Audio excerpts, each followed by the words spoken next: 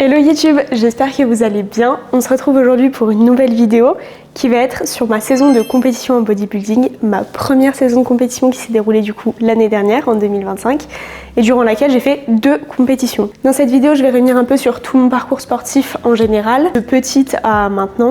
Sur la prépa dans sa globalité, je vais essayer de rien oublier. Je me suis fait une petite liste pour essayer de vous dire le maximum de choses. Je vais également vous parler des compétitions, comment ça s'est passé, de la première en France et de la deuxième en Italie. Et ensuite, on parlera un peu de l'après, du post-show, comment est-ce que je l'ai géré, comment est-ce que je me suis sentie psychologiquement, physiquement. Et aujourd'hui, comment est-ce que je me sens, comment on a avancé depuis la fin de la saison et quels sont les plans pour après. C'est parti!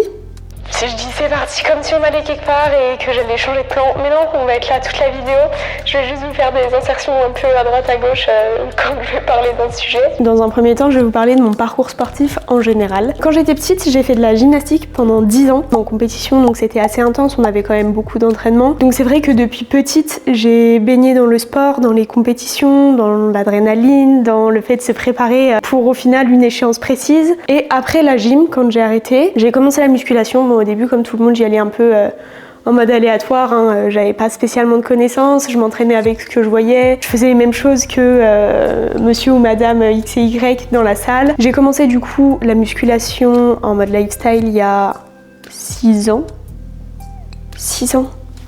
Oula, j'ai vraiment repris après le Covid, que j'avais envie de bouger, j'avais envie de refaire quelque chose. J'ai commencé à faire des petites recherches pour essayer de me faire des programmes en adéquation avec mes objectifs. J'avais juste un programme d'entraînement, mais j'avais pas de programme nutrition pour le coup. Étant donné que ma nutrition à côté du sport n'était pas adaptée durant toutes mes premières années, on va dire que les résultats que j'ai obtenus n'étaient pas ceux que j'aurais pu avoir si tout était optimisé dès le début. Et il est arrivé un moment où j'en avais marre de gérer ça tout. Et je me suis dit, et si je faisais appel à quelqu'un pour que il s'occupe de mon entraînement et de ma nutrition, et que moi j'ai juste à suivre bêtement des plans, à appliquer ce qu'on me donne et à avoir les résultats. Du coup, mars 2024, je contacte un coach qui est Théo, mon coach actuel encore. Donc on a fait un sacré parcours quand même, de chocho bouboule à chocho en compétition. Donc là ça va faire bientôt 2 ans que je suis en coaching avec Théo. Bon, au début, je vais pas mentir, j'étais pas spécialement assidue, j'avais d'autres priorités, j'étais encore en études et la priorité première c'était voyager,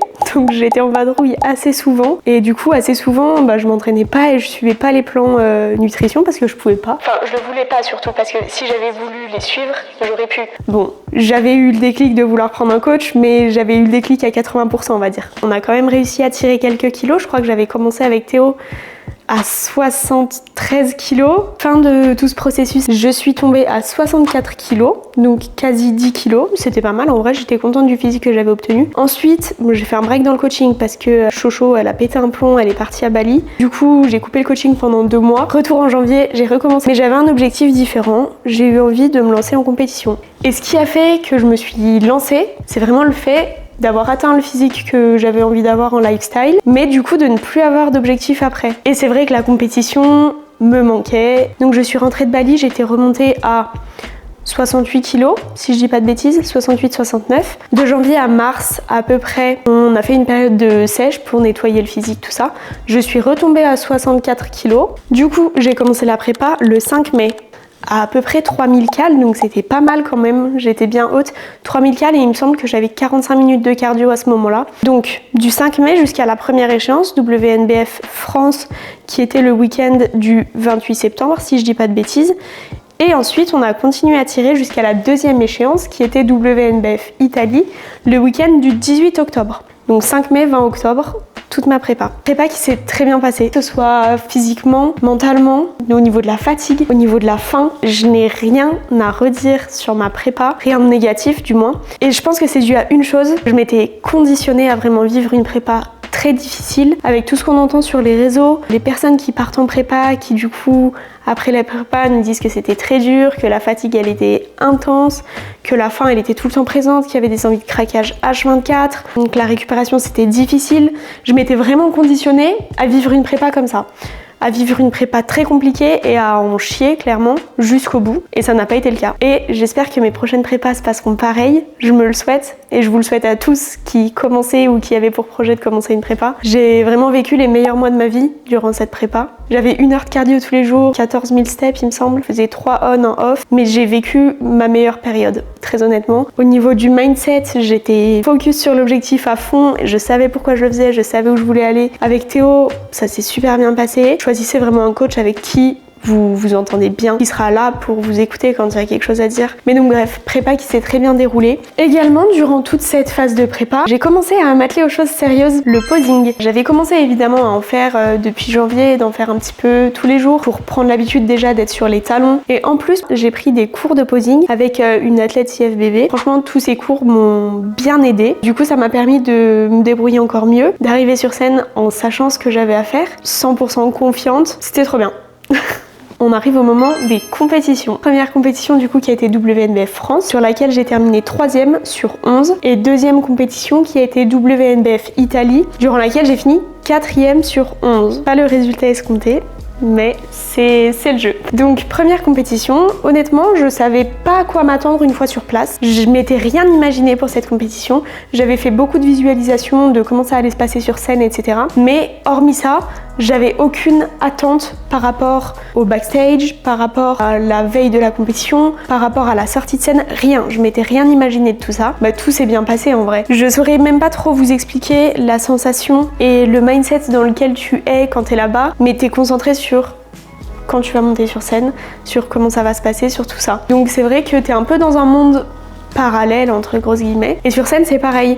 J'ai eu l'impression d'être là sans être trop là. Tu vois pas le public en face de toi, t'entends plus rien. Donc bref, la scène, c'était trop cool. J'ai adoré ce moment. Le passage solo, c'est trop bien. Sur scène en France, je suis arrivée, je faisais à peu près 56 kilos. Clairement, j'étais pas très sèche. Mais parce qu'on avait une autre échéance après. Et du coup, on a préféré tout miser sur celle d'après plutôt que sur celle-là. La sortie de scène, elle était un peu brutale. Brutale, je sais pas si c'est le mot, mais j'étais toute désorientée en sortant de scène. J'étais arrivée 3e, mais dans ma tête, j'étais dernière. 3e sur 11, je suis pas du tout dernière, mais je suis vraiment sortie de scène et je n'étais pas contente de moi. J'avais placé des attentes en moi-même tellement hautes que du coup, j'ai eu l'impression de me décevoir et de pas accomplir ce que je voulais accomplir. Avec du recul, oui, 3e c'est très bien, je suis contente. Donc première compétition se termine. La prépa n'est pas finie puisque j'enchaîne avec d'autres compétitions. Une autre compétition qui était 3 semaines plus tard, donc Italie. On avait baissé un petit peu le cardio il me semble sur ces 3 semaines de latence entre les deux. Première compétition à l'international, je suis pas partie seule, je suis partie avec donc un autre athlète de Théo et un athlète d'Antonin. Compétition internationale, ils sont censés parler anglais quand même.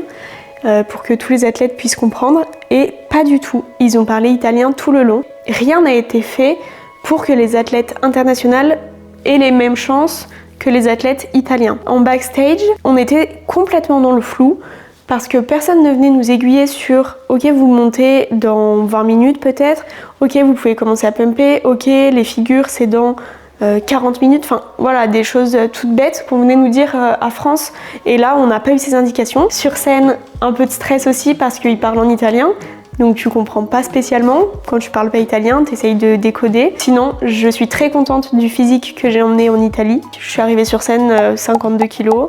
Malgré tout, ça reste un bon souvenir parce que je l'ai partagé avec d'autres personnes et c'était sympa. Mais ça reste un souvenir un peu amer sur le résultat parce que honnêtement, je pensais pas du tout être classée 4e. Pour moi, ça allait se battre avec la première. Quand on m'a appelée 4e, faut voir comme je me suis décomposée. Je sais pas faire semblant, hein. Je souris plus du tout.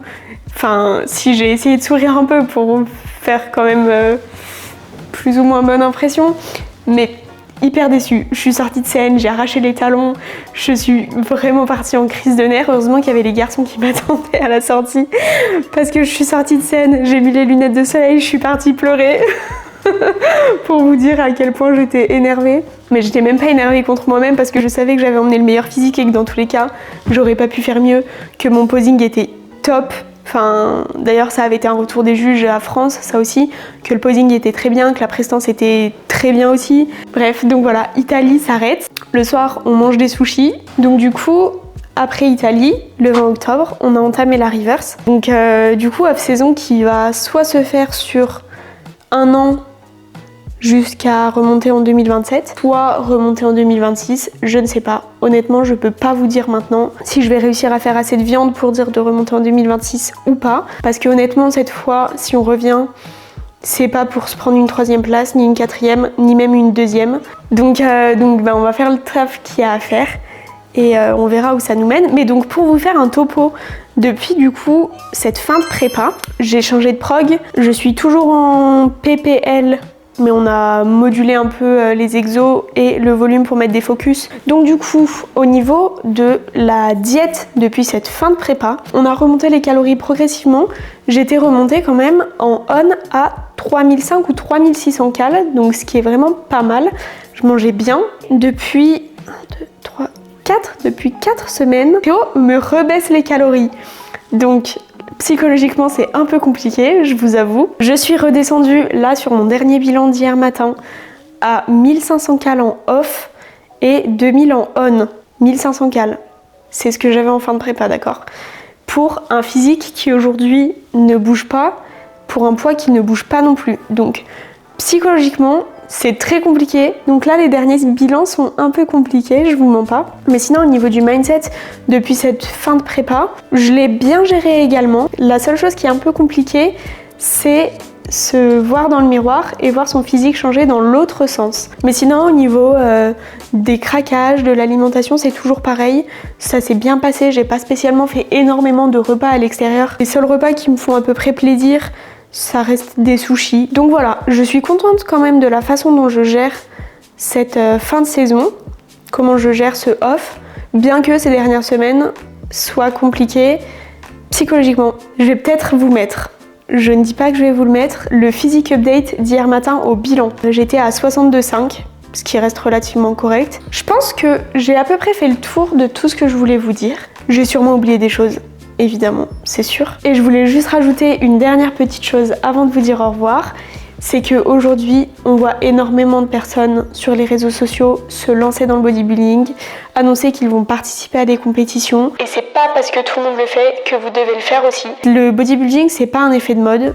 C'est pas quelque chose à prendre à la légère non plus, parce que ça peut avoir des conséquences sur votre santé, que ce soit votre santé physique ou même psychologique. Donc ne faites pas ça pour les mauvaises raisons, faites vraiment ça parce que vous sentez au fond de vous que c'est quelque chose qui brûle en vous et que vous avez envie d'accomplir un objectif précis. Ne le faites pas parce que tout le monde le fait. Ce serait du temps de perdu, de l'argent de perdu, parce que ça on n'en parle pas assez, mais ça coûte extrêmement cher. Réfléchissez bien avant de vous lancer en prépa. Posez des questions aux personnes qui ont déjà fait des compètes et posez-vous vous-même les bonnes questions. Faites ça pour les bonnes raisons, faites ça pour vous et surtout kiffez.